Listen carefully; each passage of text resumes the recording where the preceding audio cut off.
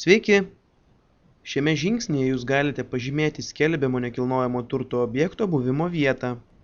Jei pirmajame skelbimo talpinimo žingsnyje nurodėte skelbiamo nekilnojamo turto objekto registravimo numerį arba tikslų adresą, tuomet jūsų objektas jau turėtų būti pažymėtas žemėlapyje.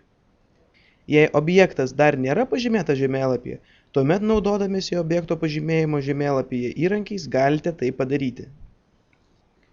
Siūlome pasinaudoti šiais įrankiais. Mastelis – tai įrankis, skirtas žemėlapyje matomo vaizdo dydžio keitimui. Sumažinti vaizdą. Pasirinkę šį įrankį ir paspaudę ant bet kurios žemėlapio vietos šiek tiek sumažinsite tos vietos vaizdą. Padidinti vaizdą. Pasirinkę šį įrankį ir paspaudę ant bet kurios žemėlapio vietos šiek tiek padidinsite tos vietos vaizdą. Vilkti vaizdą. Pasirinkę šį įrankį galite vilkti žemėlapį matomą vaizdą į bet kurią pusę.